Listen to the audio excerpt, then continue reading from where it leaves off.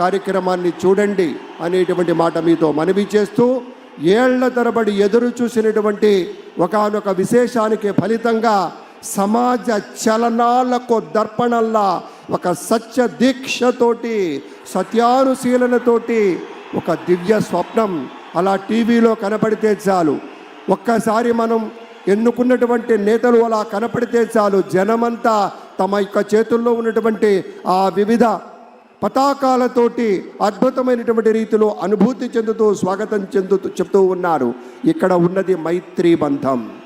3 పార్టీలు కాదు, ఈ యావత్ ఆంధ్రప్రదేశ్ రాష్ట్రం నలుచెరుగులా ఉన్నటువంటి పెద్దల యొక్క మైత్రీ బంధానికి ప్రతీకలా అటు భారతీయ జనతా పార్టీ, జనసేన, ప్రధానమైనటువంటి తెలుగుదేశం పార్టీ ఇవన్నీ కూడా ఉత్తమోత్తమైనటువంటి లక్షణాలతోటి ఎంచుకున్నటువంటి సమాజ సేవ అన్నదానికి నిలబడి కట్టుబడి ఉంటామని ఈరోజు ప్రమాణ స్వీకారం చేస్తారు. ఆ రీతిలోనే తమ యొక్క సేవలు ఉంటాయి. మనమంతా చూడబోతూ ఉన్నాం. ఒక నిర్మలమైనటువంటి మనస్సుతోటి, ఒక స్పష్టత కలిగినటువంటి అధికారిగా మన చంద్రబాబు నాయుడు గారి విజన్ గురించి యావత్ ప్రపంచ నేతలే గొప్పగా చెప్తారు.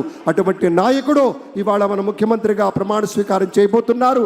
ఈ ఎడమ వైపు ఉన్నటువంటి పెద్దలంతా కూడాను మంత్రులుగా ప్రమాణ స్వీకారం చేయబోతున్నారనేటువంటి మాటను కూడా మీతో పంచుకుంటూ ఉన్నాం.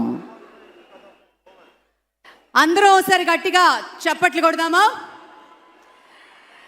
ఈ చప్పట్లు మన గుండె చప్పుడు అని ప్రత్యేకంగా చెప్పి తీరాలి.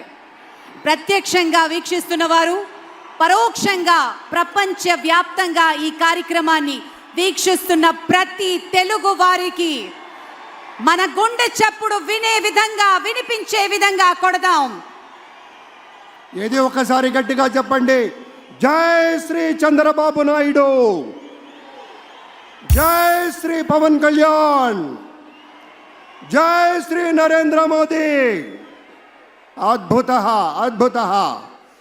ప్రజలు పెట్టుకున్న విశ్వాసాన్ని నిలబెట్టుకుంటూ మద్దతు తెలపడానికి, హిట్ కొట్టినటువంటి ముఖ్యమంత్రి గారి మద్దతుకు తెలపడానికి ఇతర దేశాల నుంచి, ఇతర దేశాల కాన్సులేట్ జనరల్స్ నుంచి ఆయా ప్రతినిధులంతా వస్తున్నారు. అంటే రేపటి నుంచి కాదు మిత్రులారా, మరి కాసేపటి నుంచే ఈ ఆంధ్రప్రదేశ్ రాష్ట్రం పెట్టుబడులు పెట్టడానికి ఎంత విశాలమైనటువంటి మనస్సుతోటి అవకాశాలు కల్పిస్తుందో మన చంద్రబాబు నాయుడు గారి సారథ్యంలో, నేతృత్వంలో అనేటువంటి ఒక నమ్మకంతో తరలి వస్తున్నారు. మీటింగులు వెంట మీటింగులుగా